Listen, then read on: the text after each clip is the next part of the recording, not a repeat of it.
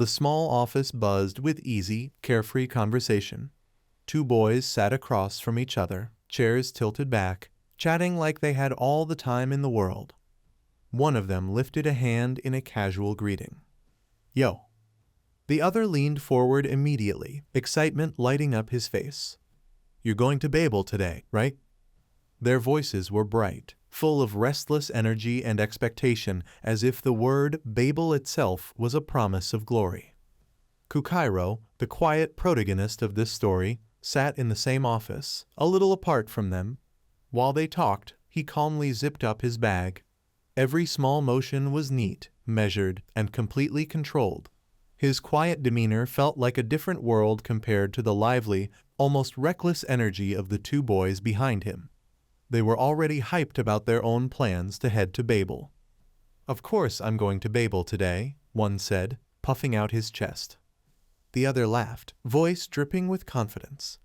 "You can earn way more money there than from some part-time job. Working part-time is a total waste of time." Their words overflowed with arrogance and ambition, dreams built on Babel's rewards, not on effort or caution.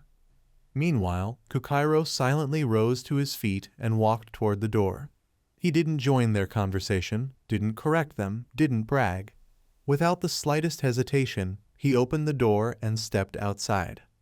The moment he exited, a girl suddenly appeared in front of him, as if she'd been waiting there. Kasumi. She looked straight into his eyes and asked gently, "Are you going to your part-time job?" Kukairo gave the briefest nod, answering with a simple confirmation. Kasumi blinked, taken aback, and quickly reached out. "Wait, hold on." But Kukairo didn't stop walking. Without turning back, he raised his hand slightly in a small, almost lazy gesture of goodbye and continued forward. Kasumi narrowed her eyes, annoyance flickering across her expression. "Kid," she muttered under her breath. Kukairo didn't react.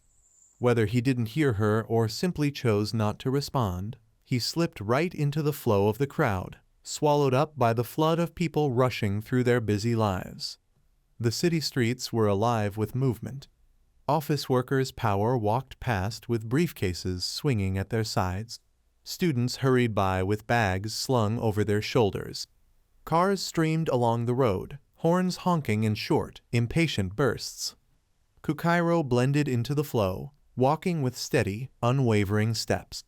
Somewhere in his heart, a quiet apology pulsed for Kasumi, for leaving her behind again. He was convinced of one thing: she must never set foot in Babel. The thought weighed heavily on him, until his eyes rose and settled on the massive structure looming ahead. Babel. The tower pierced through the clouds, rising so high it seemed to split the sky in half. It looked less like a building and more like some impossible monument built to defy logic itself.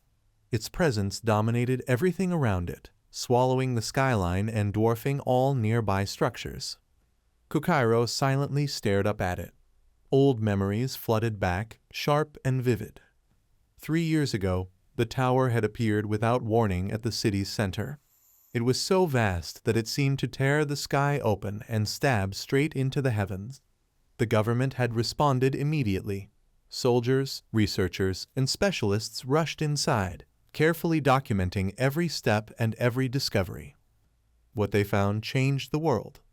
Inside Babel were materials that did not exist anywhere else on Earth.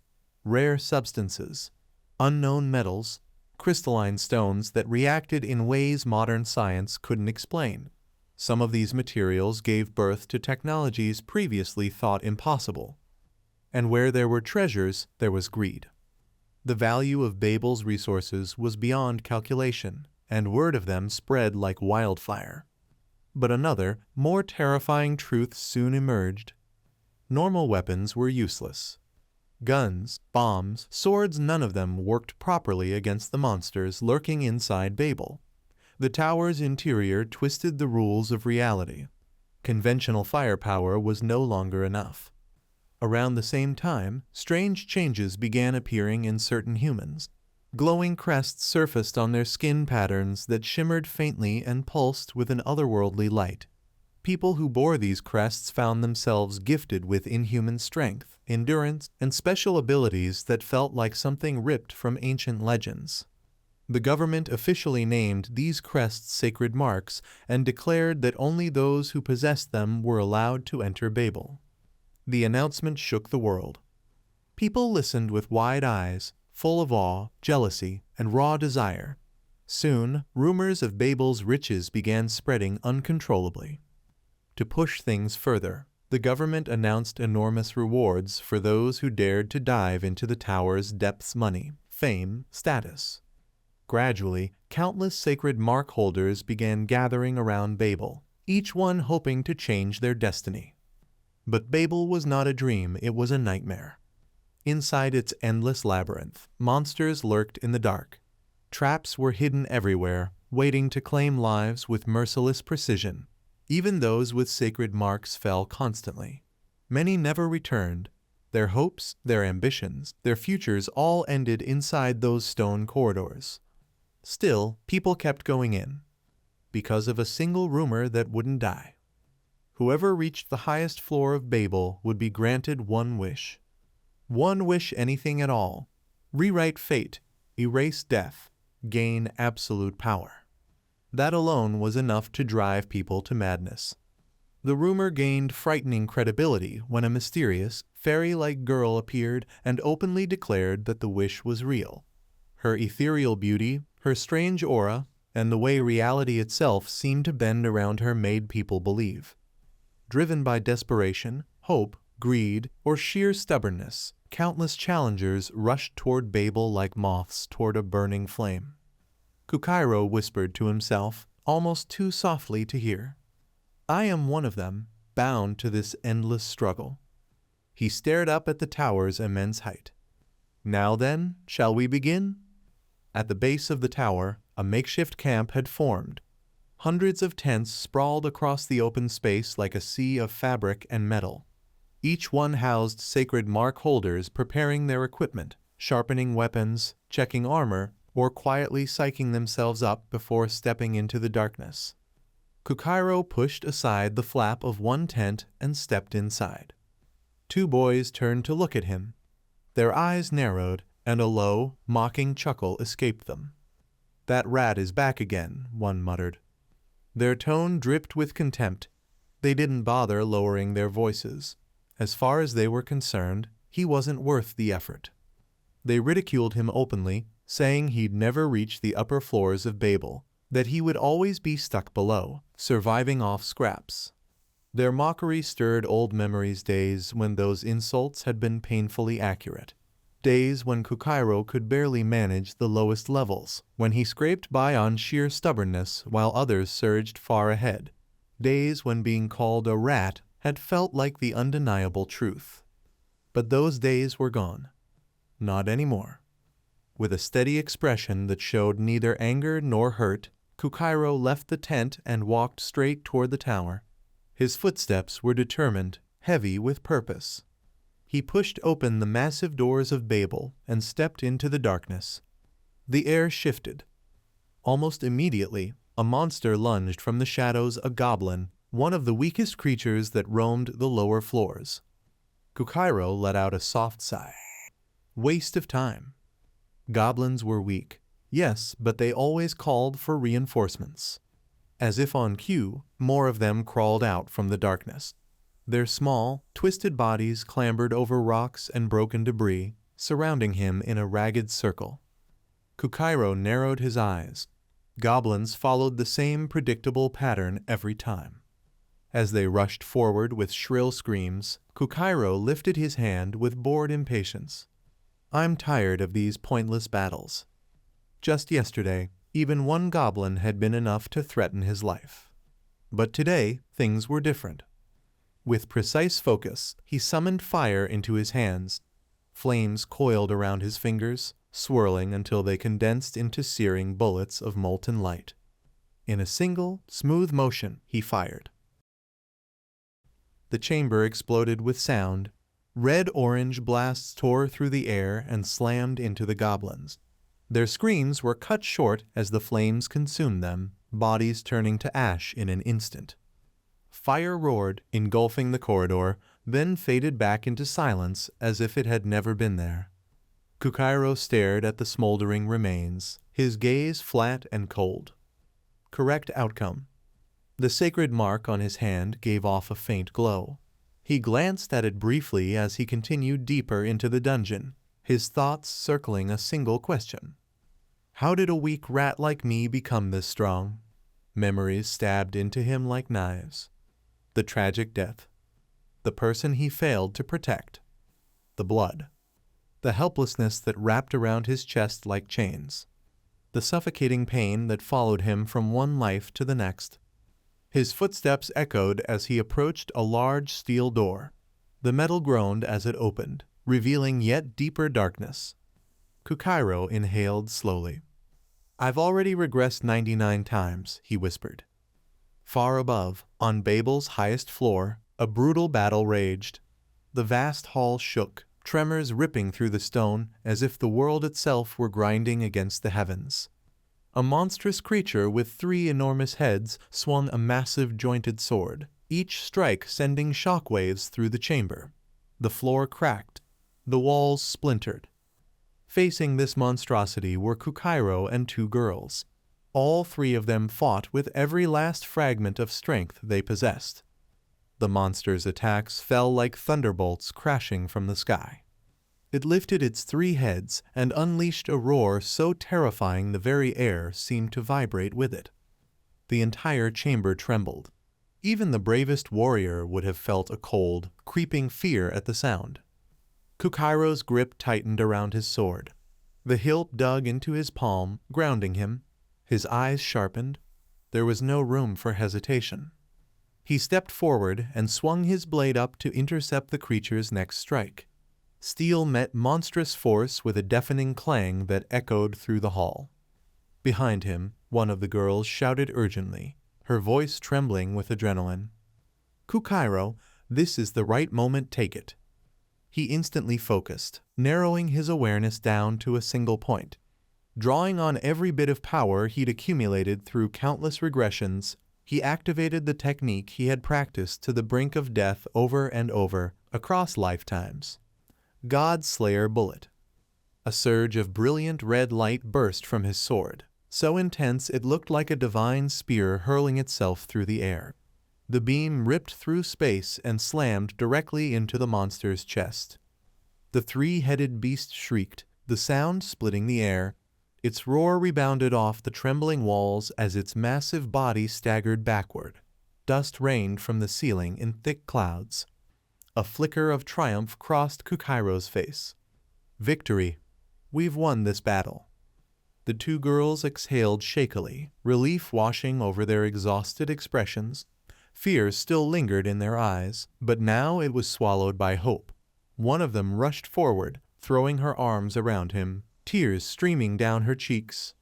After enduring countless hardships, they had finally overcome this nightmare. A powerful wave of joy surged in Kukairo's chest. Finally, we did it, he shouted. But beneath his exhilaration, quiet thoughts still churned. After so many hardships, I finally conquered Babel. This marks the end of my 98th regression. Yet another voice deep inside whispered a cold warning. Do not relax. The true danger is still ahead. As he caught his breath, he noticed 2 guards forming in their path, silent, armored figures standing like shadows of what was still to come. One of the girls, still panting, muttered, I don't have time to rest. I have to keep going. Kukairo nodded, his eyes steady. I'm coming. Let's move. The 3 climbed upward, step after step, until a massive upper gate stood before them. When it finally opened, Kukairo froze. The air changed. His eyes widened. This wasn't what he expected. The atmosphere felt staged deliberate, almost as if fate itself had arranged what lay beyond. Shoka, move! Quickly, he shouted, urgency shattering his usual composure. The second girl faltered, panic snapping across her face. Should we really keep going? She asked, her voice shaking. Haka's reply came immediately, fierce and unwavering. Yes, We must. We can't stop now. Fear still clung to Shoka, but she turned and sprinted up the staircase. Kukairo and Haka watched her figure fade into the shadows above, silent. A familiar thought echoed in Kukairo's mind. Only the one who conquers Babel can receive the reward, a wish that grants anything. And that reward belongs to Haka. With a renewed fire in her eyes, Haka said with conviction, "All I want is to protect my childhood friend. That's the only wish I need."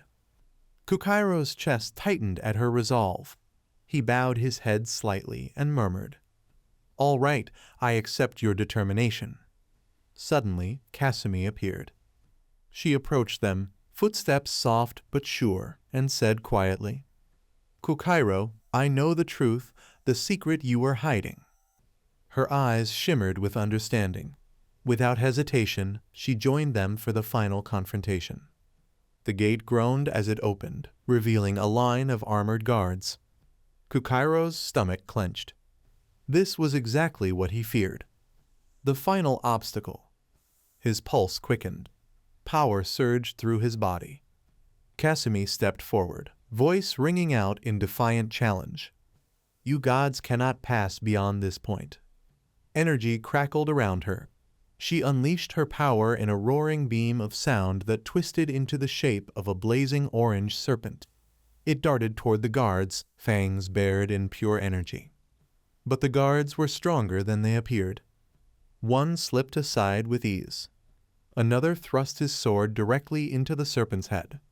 The energy serpent let out a shrill, unnatural cry before shattering into fragments of fading light. Kasumi gasped. "Help me!" Kukairo moved instantly. "This time, I won't repeat past mistakes." Fire ignited in his gaze as his power roared to life. God Slayer Bullet. Red energy bullets erupted from his sword, streaking across the battlefield.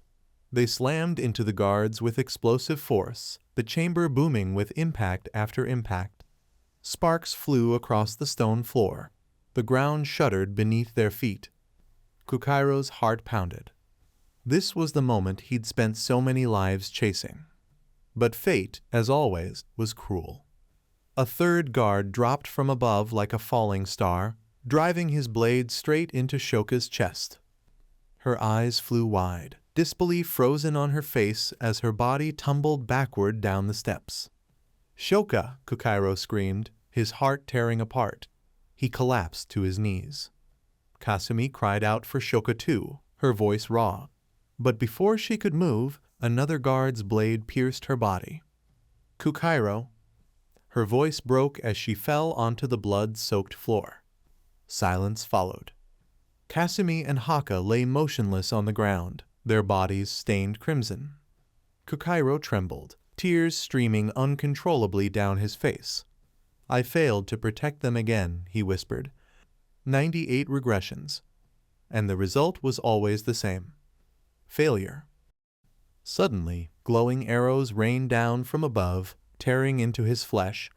Magical energy raced through his veins like wildfire, burning everything in its path. He collapsed into his own spreading pool of blood. An enemy guard walked toward him, boots echoing ominously on the stone. "Don't bother," Kukairo rasped. With the last fragments of his strength, he fired one final God Slayer bullet, but his body was at its limit. His power sputtered. His breath hitched. Darkness pressed in from all sides.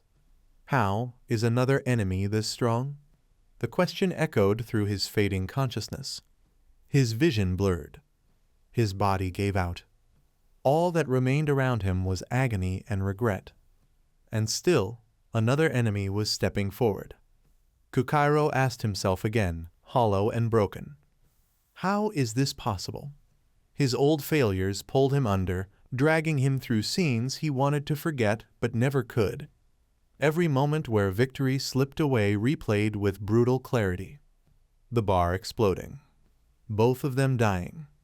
Kasumi being taken. And those strange, faceless figures, mysterious beings that appeared when everything fell apart. Kakeru had never learned who they were or what they wanted. But a deep instinct told him they were tied to Babel's secrets. One thing was certain. They were connected to the clearing of Babel. Every time Casimir was taken, the world collapsed. That cycle repeated endlessly. Every regression ended the same way, in failure. Her vanishing silhouette haunted him, a nightmare looping forever. There was one detail Kakeru could never erase from his mind. In every regression, a tattoo appeared on Casimir's body, the mark of an ankh. No matter how many times the timeline reset, that symbol always returned. His fear always centered on that mark. But now, something else troubled him even more. The appearance of that last man. He had fought all the other enemies many times before. Only Haka was new. She had never appeared in any previous regression. That single difference raised a gnawing question in Kakeru's mind. Why? Why now? For what reason was he still trapped on this path? Even after 98 regressions, the mysteries remained unsolved. Unknowns still loomed everywhere, eating away at his sanity bit by bit. Yet one truth did not waver. He had to clear Babel. With that unshakable resolve, Kakeru stepped into Babel once more. His heartbeat was steady. His resolve was sharper than ever. His priorities were clear. Clear Babel. Protect Casimir. Stop the cycle of her disappearance. Only then could he prevent another collapse. As expected, monsters appeared the moment he entered. The battle began without prelude. Grotesque forms lunged from every direction, claws scraping stone, teeth gnashing, foul breath filling the air. Kakeru reacted instantly. Power surged through him, refined by countless loops of suffering and effort. Every strike he delivered carried the weight of his determination. In his mind, he made a silent declaration. Every monster I defeat will become my strength, my nourishment. His thoughts roared as he invoked the sacred mark again and again, channeling its energy until flames danced around him like ribbons of living light. This ability, the very foundation of his power, had awakened on the day Babel first appeared. The day the world changed. He remembered the early days clearly.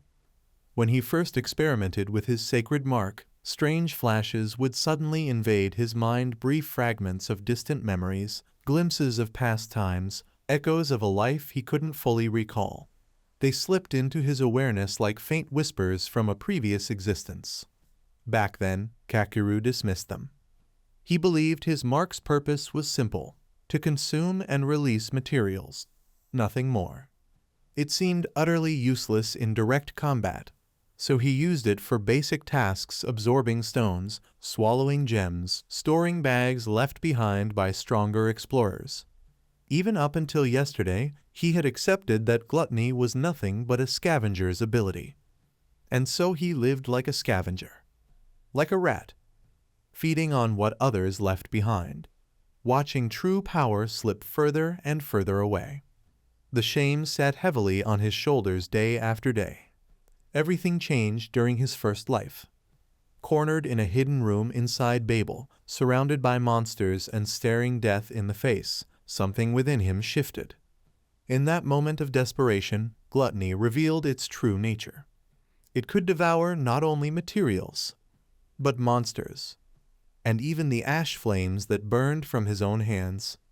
Terrified and desperate, he'd fought to survive, and in that struggle, the truth crystallized. Monsters had to be weakened first. Only then could they be devoured completely. Only then could he steal their skills and turn them into his own weapons. Now, standing once more in Babel's halls, the flames responded to him effortlessly. A red-orange aura burst around his body, pulsing with lethal intensity. He remembered clearly. Even his fire bullets were born from gluttony, from a small, rat-like monster that was pitiful alone, but terrifying when its ability was adapted and evolved. By devouring it, he had turned that insignificant creature's power into a weapon of utter destruction. That single skill, that single moment, had kept him alive through regression after regression. Now, at the start of each timeline, He no longer needed to struggle every night to regain strength. Those days of desperation were behind him. Only one enemy mattered now. The great magical monster that ruled the depths of Babel. Kakeru lifted his gaze. There it was, his true target. The creature all challengers feared. The being known as the Time Lord, master of regression. Even after countless encounters, its grotesque form still unsettled him. Its existence felt fundamentally wrong. Just looking at it made his mind itch. What are you? The question echoed inside him every time he faced it. The Time Lord stared back, its gaze drilling into his soul with a cold, ancient intensity. Kakeru forced himself to remain steady. There was no point asking questions anymore. If he had never devoured this creature in the past, his loops would never have restarted. Its existence was tied to every regression. It was one of the two lifelines that allowed him to attempt Babel again and again despite dying. The Time Lord moved. A crushing wave of power rolled out from its body, pressing down on Kakeru like an invisible mountain. He dodged smoothly, his movements refined by countless battles with this very opponent. His mind shifted to his second lifeline, his flames. He countered with precise timing. Fire bullets streaked through the air and slammed into the immortal creature. The Time Lord recoiled, its warped form jerking from the impact. For the first time, its undivided attention locked on him. Kakeru didn't hesitate. He pushed forward, blade and flames working in perfect rhythm. His relentless assault forced the monster back step by step. This time, the fight ended faster than ever. With a final, trembling shriek, the Time Lord collapsed. Its body trembled once, then stilled. Kakeru stood over it, panting softly. How ironic. Every time he killed this thing, clearing the area became easier. Without regression, the creature's existence would be meaningless, yet it was the linchpin of everything. He crouched down and activated Gluttony. The corpse dissolved into glowing fragments that flowed into his ankh-shaped mark like a river of light.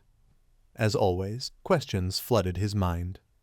Why does this creature exist? What is its true purpose? He stared at the glowing tattoo on his skin. Relying on such a strange power felt like walking on a razor-thin wire. Regression gave him hope, but the conditions behind it were unknown. What if, one day, the ability simply stopped working? For now, regression triggered at death. But was death really the only requirement? Unease knotted in his chest. If there were hidden conditions, he needed to be more careful than ever. Images of Kasami's death flashed through his thoughts, followed by the memory of Kaka's loss.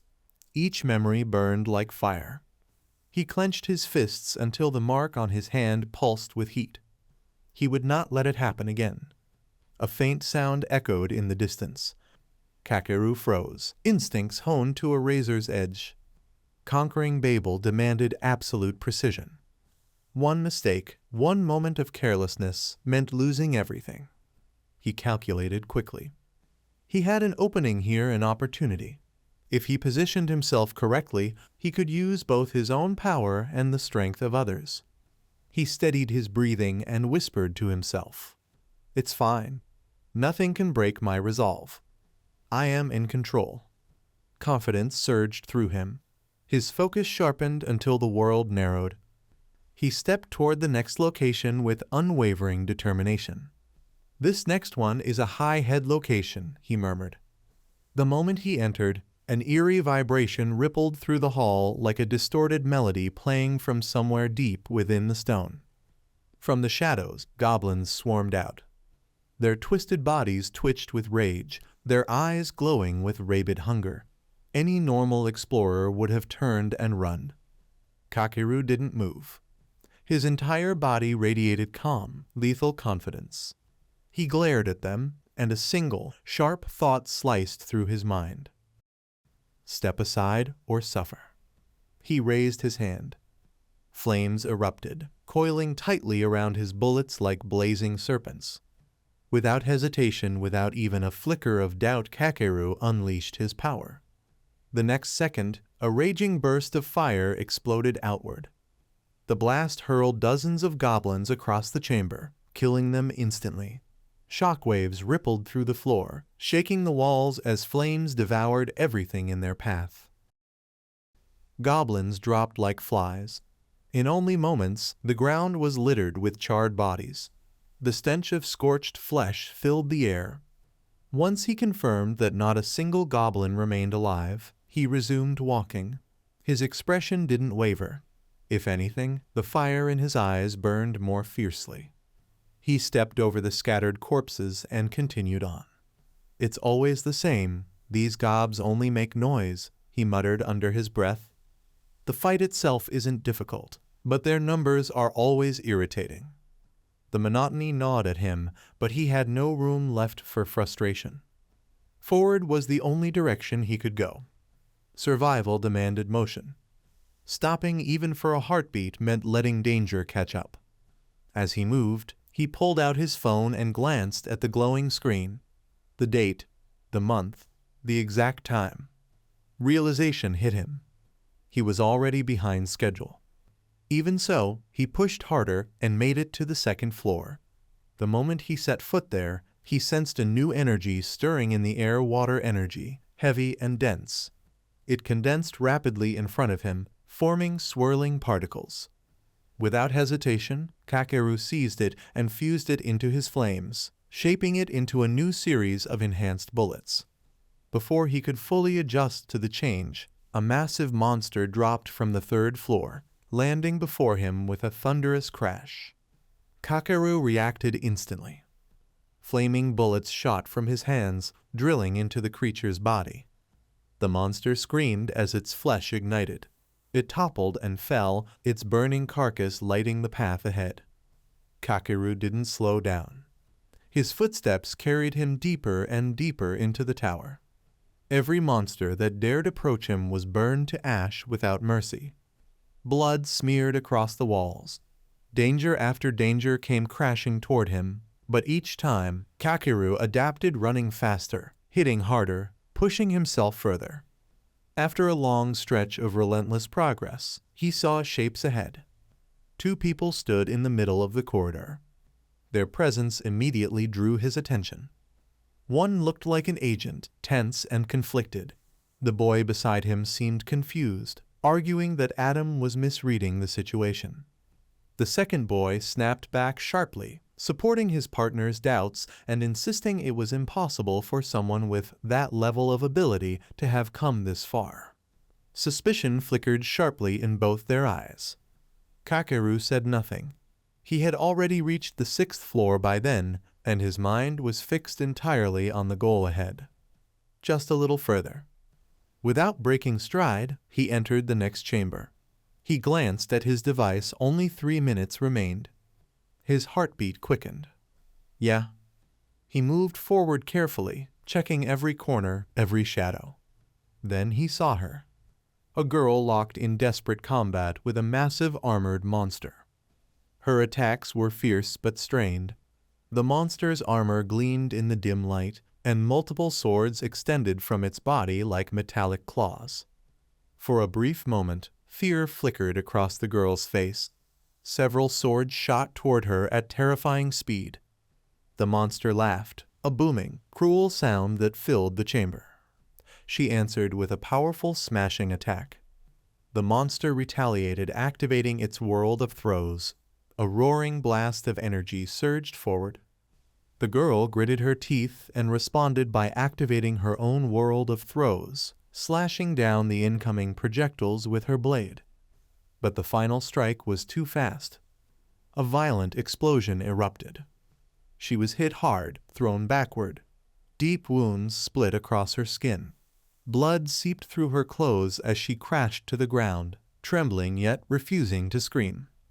Kakeru watched intently and recognized her technique. A master of the Source Shock Sword. But he knew something else, too. In this timeline, like the ones before it, this girl was destined to die here. He studied the monster again. Its power was overwhelming. Her defenses were falling apart. Then memory clicked. This creature was originally the boss of the 20th floor. Impossible. That thing shouldn't be on this floor. But he shoved the thought aside. It didn't matter. It was here. And survival demanded action. Shouka fought with everything she had, but it was obvious that if the battle continued like this, she would die. The monster roared and unleashed another devastating blast. The resulting explosion forced Shouka onto her knees. Kakeru made his decision. He would not let this tragedy repeat. Not this time. He raised his hand and fire burst forth. A raging storm of flames tore through the chamber. Fire bullets lit up the room as they streaked through the air. Shouka turned, eyes wide, as the inferno wrapped around the monster. The armored beast roared one last time before collapsing with a heavy thud. Kakairo's strike had finished it. Shouka gasped, her chest heaving. She had been fighting for far too long. Exhaustion crashed down on her all at once. Her legs gave out, and she fell to her knees, trembling. Slowly, she lifted her head. Her eyes met Kakairo's. Confusion and disbelief swirled in her gaze. Her lips trembled as she whispered, "Who are you?" She simply couldn't understand who this stranger was, someone capable of effortlessly destroying a monster she couldn't defeat. Sweat clung to her skin. Her body shook uncontrollably. Kakairo walked toward her at an unhurried pace, his tone calm. "I'm just a humble explorer passing through from Hanba's," he said. A faint smile touched his lips, steady and reassuring. He raised his hand slightly, and flames began to swirl in his palm. In the pitch-black chamber, the fire glowed like a small sun. Shouka's eyes were drawn to it, mesmerized. Kakairo's gaze held quiet intent, as if he were trying to convey a message beyond words. Silence settled between them. Shouka looked deeper into his face. When she truly saw him, she asked again, soft but insistent, "Who are you?" This time, she wasn't just asking for a name. Kakairo answered, voice unwavering, "It's me." No tremor, no fear, just ironclad certainty forged through endless regressions. After a moment, he repeated his explanation that he was merely a passing explorer. Flames rose in his palm again, swirling in controlled patterns. Fuka remained on the ground, knees pressed against the cold stone. Her body was weak and shaking, but she still lifted her head to glare at him. Suspicion burned in her eyes. She couldn't lower her guard so easily. Kakairo thought quietly. No wonder she's so defensive. She's been betrayed too many times, hurt over and over. Haka slowly drew her sword. In that instant, the vast interior of Babel expanded before her eyes. She gazed around silently. So this is Babel. For a moment, a practical thought crossed her mind. Maybe I can earn something here. Her eyes swept across every corner, analyzing calmly, thinking deeply. Just then, 3 boys appeared in front of her, walking with confident strides. One spoke first. "Clearing Babel alone is tough." The second nodded. "Yeah, I know." Haka opened her mouth to respond, but another girl from their group stepped forward and faced Fuka. "How about you join us?" she asked. Fuka replied immediately, her tone firm and composed. "Don't be so defensive. Having allies is useful." She explained that since this might be their first time in Babel, it was smarter to stick with someone until they understood how things worked. One of the boys chuckled. "Yeah, unless someone wants to end up as monster food on their first day." The girl smiled softly. "Don't worry. We'll divide the rewards fairly. Let's just treat today as a practice run." She turned that same gentle smile on Haka and repeated the offer. Haka studied the girl's expression. Something about her calmness made the idea feel less dangerous. If it's like this, maybe it's fine for now. She decided there was no need to resist and quietly accepted the suggestion. The scene shifted. On the next floor, marked with a license symbol, the 2 boys fought side by side, swinging their weapons fiercely at monsters. When the final enemy fell, one boy exhaled loudly, shoulders sagging. "That's enough for this area," he said. With the monsters defeated, the group moved forward again. The girl glanced at Hoka and asked gently, "Are you okay?" Another boy remarked, "Honestly, you might be the only first-timer who's made it this far to the 5th floor." He grinned and added, "Some explorers can't even reach this level after 3 attempts. Were you stuck on the 1st floor until now?" Shoker remained quiet, simply listening as they continued on. Suddenly, one boy shouted in excitement, voice echoing through the corridor. The second explained, "Up ahead, there's supposed to be a hidden room. Rumor says there's real treasure inside." The excited boy nearly jumped in place. "Now I'm really excited." The girl smiled warmly and traded a look with Haka, who responded with a curious gaze. Soon, they were moving like a real team. "Hurry up, let's move forward," the girl called. They broke into a run. After passing through 4 connected passages, they stopped to go over the plan. It was simple. Hyuka would draw the Guardian's attention. The others would activate the trap. One boy explained that hidden buttons were embedded into the surrounding rocks. If pressed correctly, they would trigger the mechanism. They shouted, "Go!" together and charged into the passageway with determination. A gigantic clay golem emerged, towering over them like a living mountain. It swung its massive arm, attacking violently. Hyuka took a direct hit. Confusion flashed in her eyes. Before she could recover, ropes shot out and coiled around her body. Her arms were bound instantly. "What's happening?" she cried, struggling desperately. She was dragged across the stone floor, her body trembling in shock. The horrible truth struck her. This was betrayal. A monstrous figure loomed over her. The boys screamed and fled without hesitation. One girl glanced back only long enough to say in a cold, emotionless voice, "Sorry, you're on your own." Then they were gone. Shoka's eyes filled with tears. How stupid I was. They planned this from the beginning. The golem moved closer. Stones shattered beneath its weight. It was seconds away from ending her life. But before the final blow could land, another girl appeared. With swift, clean movements, she cut the rock monster down right in front of Haka's eyes. She turned to Haka and said sternly, "Reject the other explorers." Without waiting for a response, she walked away. Haka sat frozen, mind spinning. In the same moment, she had witnessed both betrayal and rescue. What she didn't realize was that everything she was seeing, every detail, was a reflection of Kakairo's past, carved permanently into his memory. Watching this again, he understood something. Hoka was different. He whispered inwardly, "Shoka is more trustworthy than anyone else. She's a true explorer." He lifted his hand. The fire marks on his skin glowed brightly. Deep within himself, he declared, "I want to borrow her strength. With her help, we can conquer Babel." But Haka's response was immediate and sharp. She refused, her voice full of anger and pain. Kakairo didn't flinch. "I'm sorry," he said softly.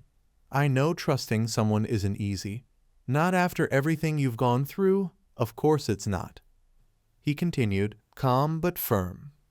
"But understand one thing. If you go alone, conquering Babel is impossible." His words cut through the air like a blade. Hoka stared at him, stunned. She gripped her sword tightly and shouted, "We'll conquer Babel together. So why are you saying it's impossible otherwise? Are you planning to trick me too? Are you going to use me as bait like the others?" Her frustration flared higher. Kakairo answered with the same unwavering resolve. "If you manage to completely conquer Babel, things will be different." Their voices clashed for a long time, tension rising with every exchange. Finally, Kakairo spoke the deepest truth. He revealed that the ultimate reward for conquering Babel was a single wish capable of granting anything. and he offered that wish to her. "I'll give that reward to you." Haka's heart shook violently. She froze in shock. Giving away something everyone chased so desperately, it sounded insane. "You're ridiculous," she said. "That's what everyone is after. You can't just hand it over." And yet, Kakairo stood there, calm and unwavering. He understood perfectly why she was so guarded. After what she'd been through, betrayals, traps, wounds, her caution was nothing but natural. After that moment, Kyoka wasn't just chasing the reward. She believed she needed everything raw strength and, above all, the special prize granted when Babel was cleared. Her determination had deep, unshakable roots. Kakairo gently took her hand, thinking of Haka's pain. Her only sister was suffering from an unknown illness. Everything Haka did, every risk, every step was for her sake. That was the true source of her resolve. Even after being betrayed so bitterly, she had stepped into Babel again. Seeing her push herself made Kakairo want to help her all the more. He stood in front of Haka and admitted honestly that even for him, accepting this decision wasn't easy. Kaka was surprised. She hadn't expected such direct honesty. Then, suddenly, his expression turned serious. "Even so," he said, "I still want to do this for you." Shoka frowned, anger rising again. She demanded to know his true reason, convinced that he only wanted her to help him conquer Babel. Kakairo answered calmly that he needed her power. He stood tall in front of her, speaking with full confidence so she could hear the truth clearly. He told her directly that he needed her, that he wanted her to believe in him completely.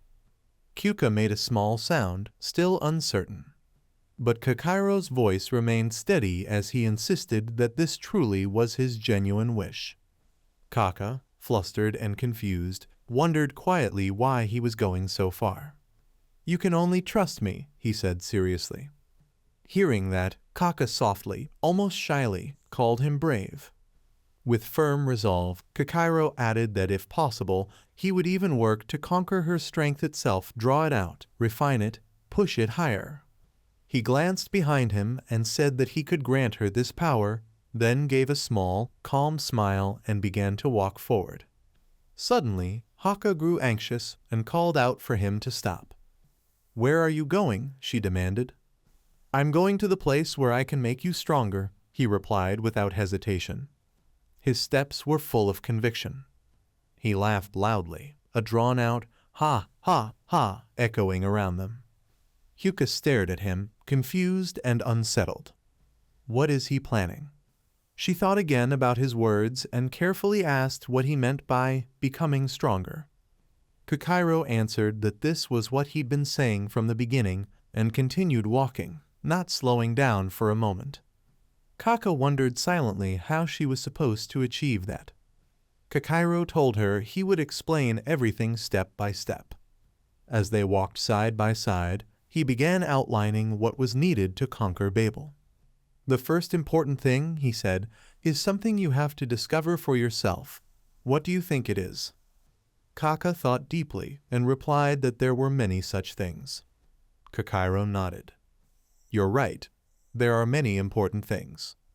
Haka continued sharing her thoughts, and Kakairo elaborated. He explained that at the beginning, it was crucial to get familiar with Babel itself, that detecting traps, seeing them clearly, and mapping them properly were all essential skills. Hyuka listened intently. Then she decided she should write everything down. She politely asked him to repeat it so she could record it properly, pulling out a notebook and preparing her pen. Kyokairo was surprised, but pleased. "That's perfect," he said. "Write it all down." Then he added words that came straight from his heart. He said she didn't need to love him.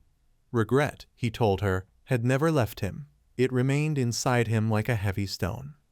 Shoka turned her face away, flustered, unwilling to let him see her expression. She began writing in her notebook, her pen moving quickly as she jotted down his advice.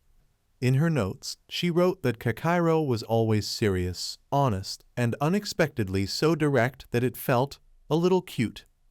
Kakairo stayed quiet, thinking to himself that strictly speaking, it wasn't necessary for her to write everything, but the fact that she still wanted to make him oddly happy. He reminded her that speed and strength were crucial, that crossing past monsters and overcoming obstacles as quickly as possible was necessary for survival. Haka was surprised by his emphasis. Kakairo continued walking ahead, declaring that from that moment he would be the one to strengthen her. Shoka called after him, asking if he really meant it. "Of course," he replied without hesitation. Suddenly, many knights appeared before them, masters and monster knights flooding the path. A large-scale battle erupted instantly. After fierce clashes, most of the knights fell, defeated. Shoka watched, then whispered under her breath, "Rest." Kaiokairo thought that Haka should feel at ease, because he truly believed she had enough power to push forward. Once again, Choker readied herself with full determination. Her eyes burned with energy, her fists clenched. The next step would not be easy. But with Kakairo's guidance, she resolved to keep fighting. At that moment, a knight approached. He walked straight up to the master, then placed his hand gently on Yoka's shoulder to stop her. There was honesty in his eyes. "I'm trusting you," he said. The sincerity in his voice caught Hoka off guard. His words shook her. She stared at him, eyes wide, unable to fully process the depth of his trust. For a few moments, she couldn't look away from the knight. Then, in the distance, the stern formation of the knighthoods caught her attention. Her body moved before her mind could catch up. Her legs burst into motion, and in an instant she was sprinting at full speed. What am I doing? Why am I running? The more confused she felt, the faster she ran. At the same time, knight-like monsters rushed toward them with terrifying speed. The sight made her heart clench. "I won't survive. There's no way I can get out of this alive." Those monsters' hellhounds were infamous for their brutality. Just hearing their name used to make her blood run cold. In the chaos, Kakairo's calm voice reached her. "Relax, Hoka. I'm not forcing you. But remember, if you refuse, the reward at the top of Babel disappears forever." Her anger flared, but not at him. At herself. "Fine. All right. I'm not backing down now." With trembling determination, she gripped her sword in both hands. The blade shimmered with a striking blue glow. She braced herself, ready to fight with everything she had. "You can do it," Kakairo said, direct and unwavering. Frustration surged within her. Easy for him to say. Words are simple. Fighting is the hard part. Even so, she forced herself forward, leaping toward the monsters with all her strength. Doubt whispered that this might all be some elaborate trick. But another, stronger voice rose within her. Even if there's only one chance, just one small chance. She made a vow. "I will never trust the explorers of Babel again." That vow hardened her resolve. She charged into the hellhounds, her sword blazing blue. Her strikes were rapid and powerful, cutting through their ranks with fierce determination. Kakairo watched closely. "Good, that's real progress," he said calmly. But Hoka's eyes widened in horror as the monsters regenerated, their torn bodies knitting back together. They're back. They returned again? Their renewed assault slammed into her, driving her backward. "No, I won't finish in time. I can't do this." Her body shook. Her hands trembled. Then the hellhounds turned and lunged at Kakairo. They tore into him, biting deep into his flesh. He didn't defend himself. He wanted to take the damage. Blood streamed down his body. Hoka stared, stunned. "I can still defeat them, but he's my teammate." The realization struck her harder than any blow.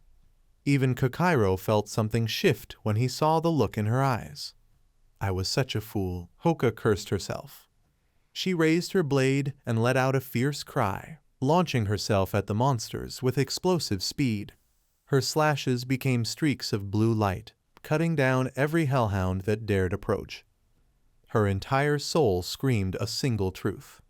I will not let these beasts harm my trusted comrades. Blue arcs flashed again and again as she shredded the enemy. By the time she was done, not a single hellhound remained standing. Kakairo lay collapsed, badly wounded. Blood pooled beneath him.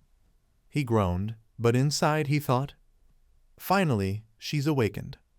Within Hoka, something ancient stirred. Fragmented memories pieced themselves together. Her spirit grew sharper, stronger. Kakairo recognized the signs immediately. She's stepping into the ring of shining light, her awakening. With the enemies defeated, the battlefield fell silent. Kakairo watched her with quiet admiration. Even earning her trust, enduring monsters that grant 3 wishes, it's painful, but worth it. Through the pain, he managed a weak smile and asked, "Are you okay?"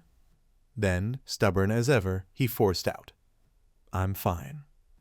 Hoka was exhausted, but Kakairo told her gently, "You've already become stronger than before." The words struck her heart. Her eyes widened. Surprise and something softer filled them. Her gaze grew moist. She reached for his hand, gripping it gently. "Idiot," she called him in her heart, but with warmth.